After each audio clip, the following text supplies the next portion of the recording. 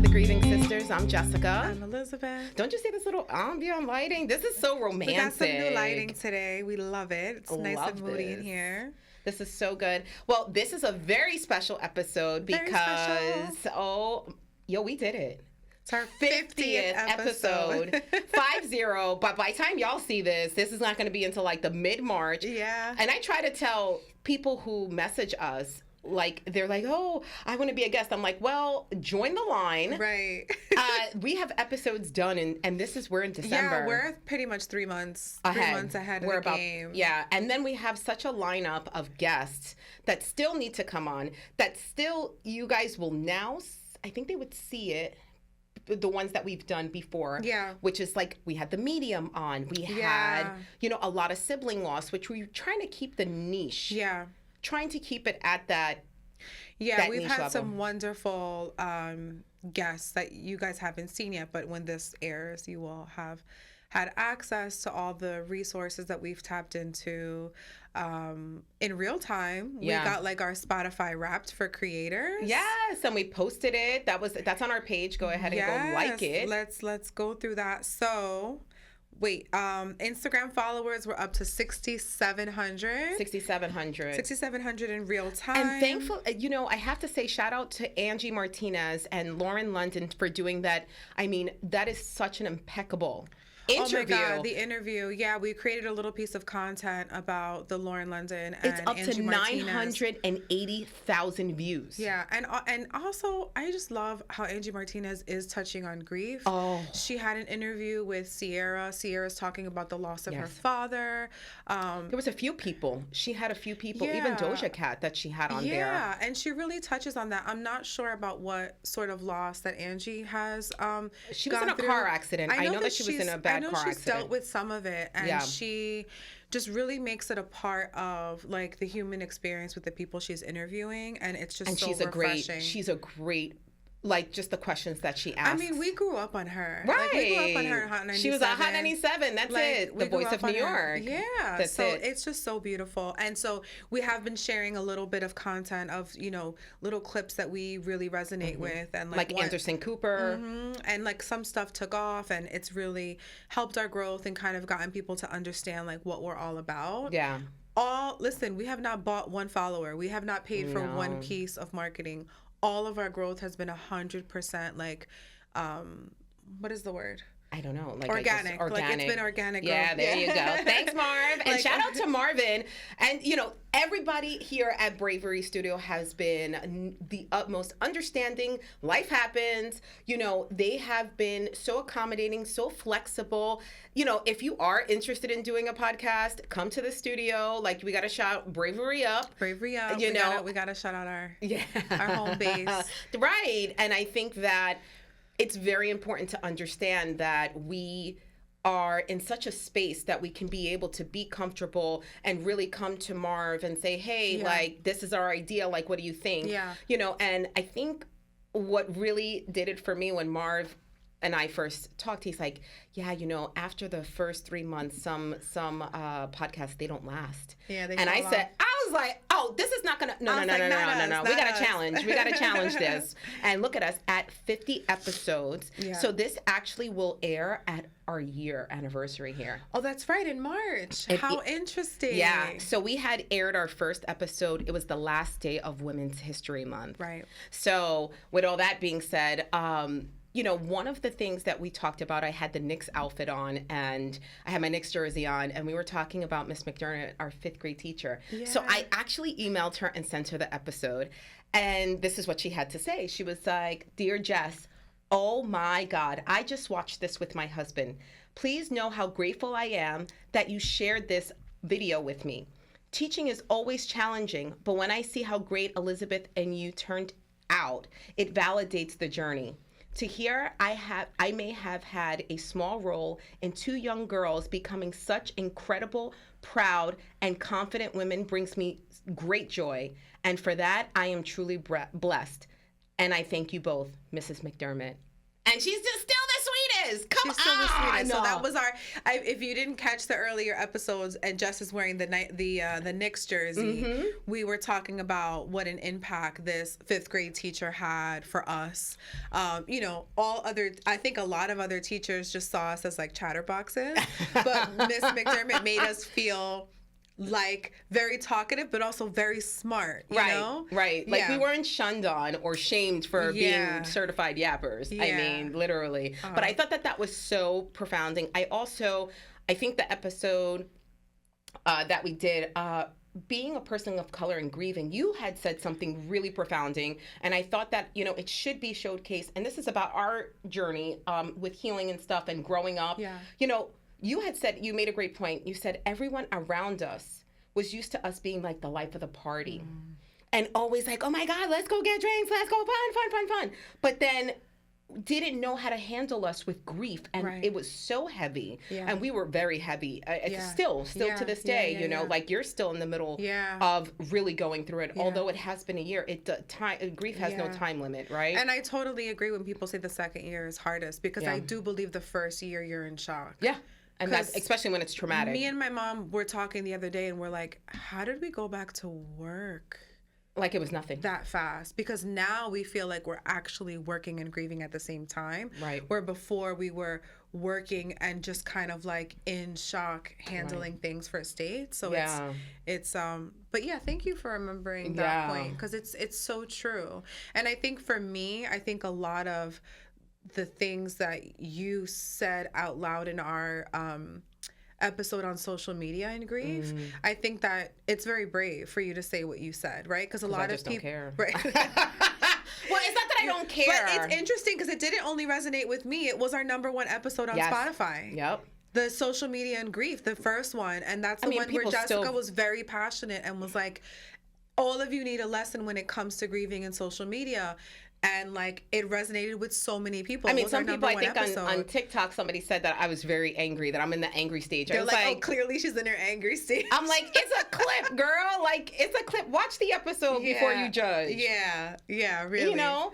But I thought that was interesting that was #1 because episode. So many people reached out and were like, I feel like when you're going through grief, you don't have the time to educate other people. No. So I think it was really good because people could share that episode or agree on it, because people were like, oh my God, you know, I found out about through this death from social media, or this happened in my life and I didn't really get to like jump on social media before other people did, or people did ask me how this person died and it was really hurtful to not get the support first.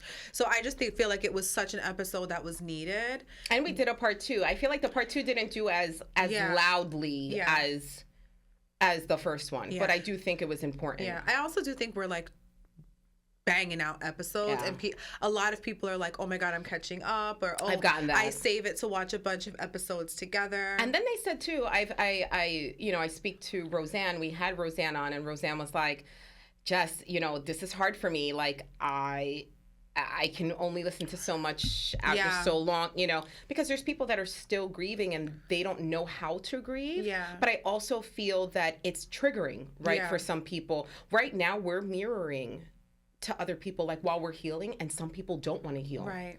So, and that was the conversation I was kind of having today on another pod. That's why we always do like bite-size, like videos. Our episodes are only like 20, 25 minutes long. Right. They're digestible. Right, because we think that this should be little by little, you know? Yeah. And we touch on everything, but I think the one thing I do want to kind of make abundantly clear, and maybe we can clip it and also do that, we want to hear everybody's story. Everybody has a grieving story. Everybody is grieving something. I mean, just like what I explained earlier today on a pod, I'm like, you know, if my husband ate the last piece of cake, I'm grieving that because I wanted to eat that cake.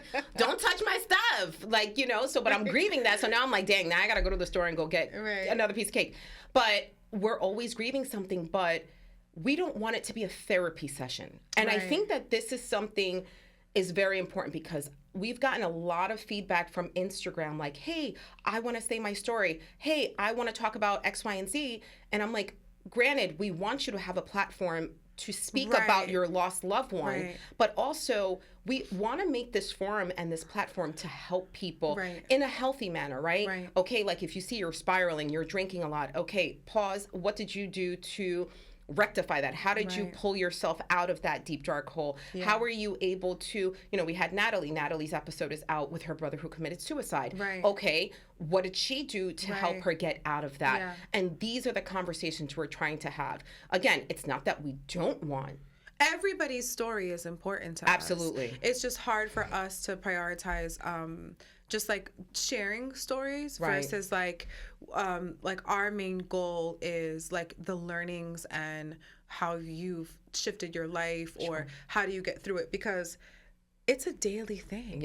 It's a daily thing. Like how do you get through the day? How do you get through anniversaries? How do you get through all these sorts of things, you know? I do think that one of the things that I did want to talk about too that's intertwined with that is the emotional highs and lows of creating a podcast about grief. And I think that people think podcasting is so easy. I have to tell you, it's exhausting. It's a lot of work. It's a lot of work. While I'm sitting there, sometimes I'll disconnect and I'm like, okay, let me scroll on social real quick. And I see everybody out there having fun and partying. And I'm like, I'm sitting here typing a description and I'm listening to do timestamps and fighting with video editing. And like freaking programs that we bought that we've self-taught. That I've like self-taught. I'm like, this isn't working. And I'm like, we need to contact them because we shouldn't have paid for this and for what, So I feel like we don't come here to shoot the breeze. Like that's another thing. We actually talk about what are we going to talk about when we vet out guests. You know what I mean? It has to be aligned with us and aligned in the things that we're doing, because it wouldn't make sense. And we're also finding our own triggers. Like something that I learned that's really hard for me to digest is suicide. And we had two guests. Like, we have Kiana and Natalie, and you froze up. I felt like I kept freezing up because I just feel like it was such a... It was a hard topic. Like it was I have had 2 suicides in my own family, and I felt like I didn't want to touch it in my own family. And then I felt when we had guests, I was like, okay, this is really hard for me to touch. I can talk about miscarrying because I've been there. I can talk about death of a sibling. I've been there. I've talked about, the grandparents and things like that. But it was one thing that I was like, okay, I need to do more work in this area to understand and kind of. And I also just think it's such all death is a tragedy, but it's such a tragic way to go in a way that I almost can't understand it, because I when everyone's like, oh, if I was in that shoes, like I physically can't feel like I can put myself in that shoes, because I know what grief feels like, and I just feel like that is like it's like the next level. It's like the next level, you know? Right. I agree with you. I think that, I think for me, what was a triggering one? I don't know.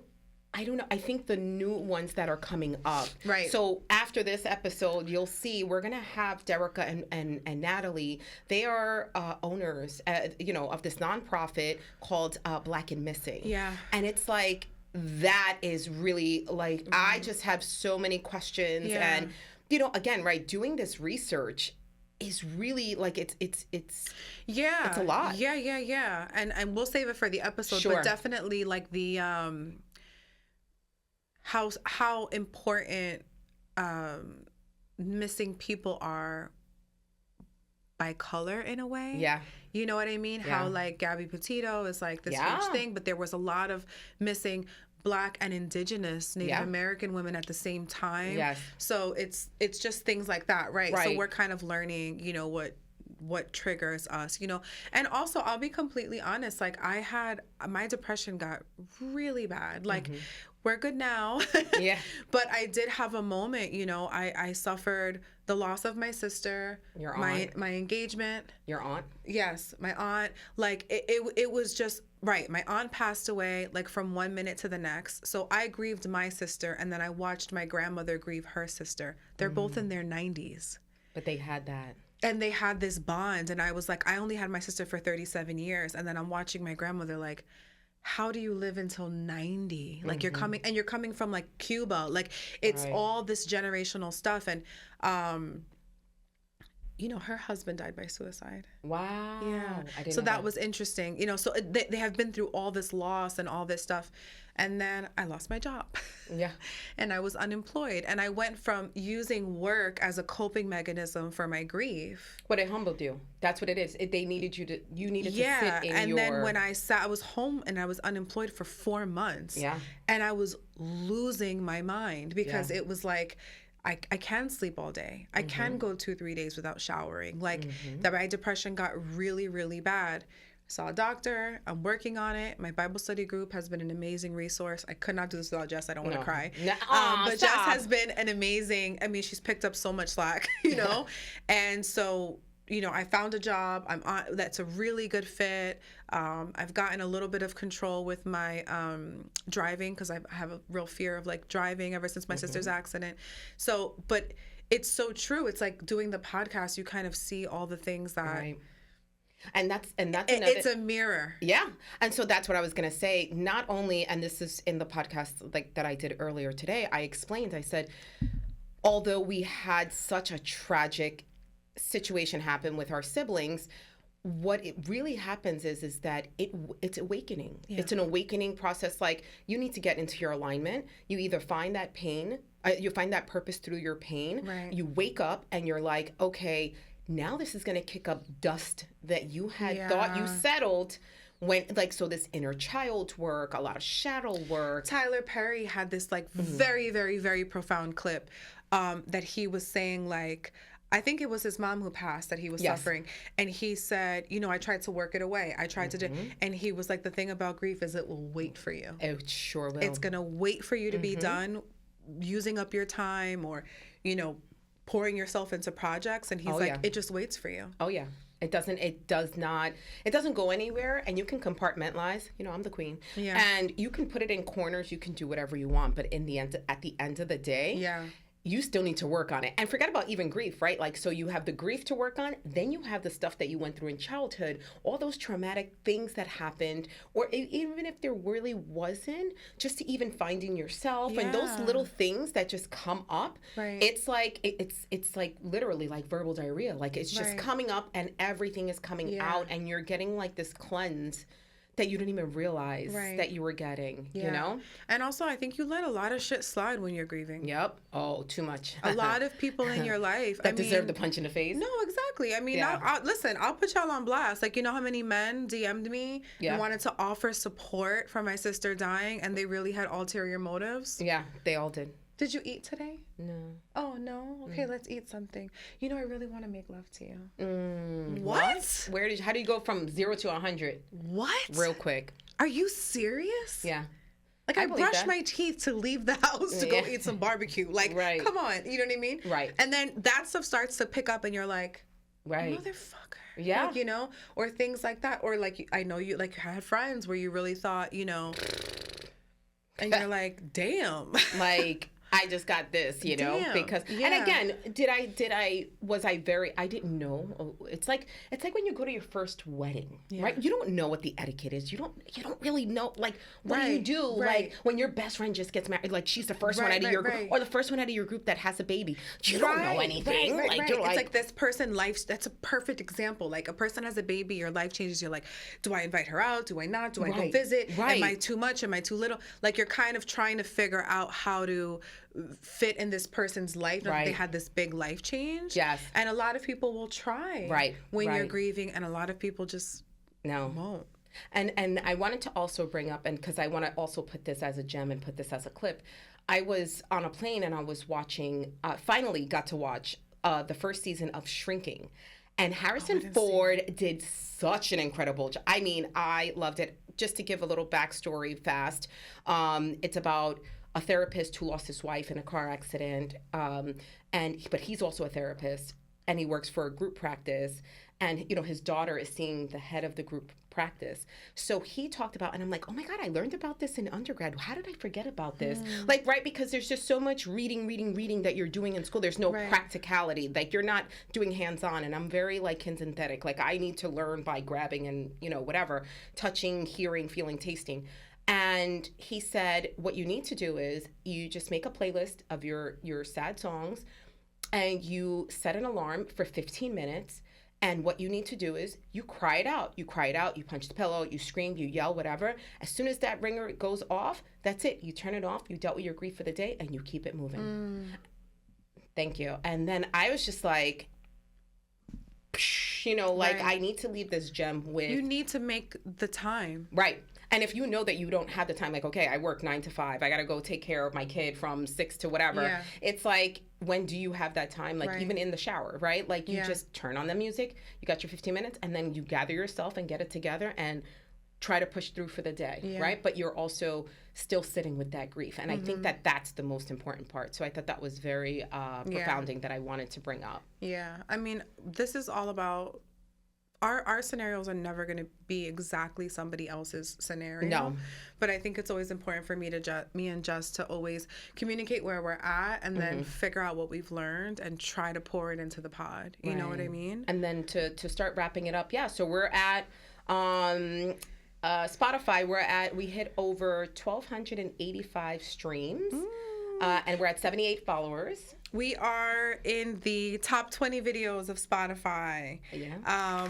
Our top countries are obviously US, Canada, very interesting, Australia, UK, and Norway. I was very interested by, because I'm dying to get to Norway. So, hey, can y'all hit me up? Because I'm trying to get there. Australia, United Kingdom, and Norway. I thought that was so interesting. Very interesting. And Australia was right after Canada. Right. So it was very, very, very interesting, you know? I found that great. So we're also at 210 followers on YouTube. And Instagram, we're over, like you said, 6,700. So what's next for the Grieving Sisters? We are praying for another 50. We do have loads of people who want to come on. We have bereavement, like men grieving. I can't wait to have him on, Daniel on. There's just so many other people. We're trying to get a little bit more men to kind of talk. Yeah, because we to balance it out a little bit for our our followers. You know, our community is pretty much down the middle, right? Men and women. So we definitely want to make sure that we're supporting men in their grief. Also, keeping making sure that our calendar really coincides with things that we're putting out. We've moved up a holiday episode. Yeah, so that's coming out like next grief week. and holiday, so that can come out in time. You know, also LGBT community, making sure we're doing stuff like that for Pride. And we're so open. If you guys say, hey, this is what's going on in the world, and this is something that, you know, is a big grief, you know, thing that we should touch on, you know, we're definitely open to all of those suggestions. But we are so grateful. We're so grateful. And we're hoping to have the grief journal done. We just have to put the rest of the stuff. So we're hoping to have it out before Christmas, but we will be having a grief journal that comes out. And it's basically, it's surrounding our first 10 to 12 episodes. Yeah. Who would have thought? So if you need something to reference back to, you can just go back to the YouTube or Spotify, Apple Music, Apple Podcasts. Yes. And use that as a resource if you don't know where to start.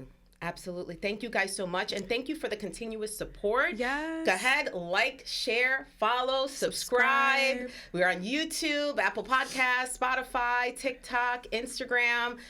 Like, what else? You know what I mean? But thank you guys so much. And we are so grateful. And let's see what the next 50 episodes look like. Yes. Cheers. Cheers.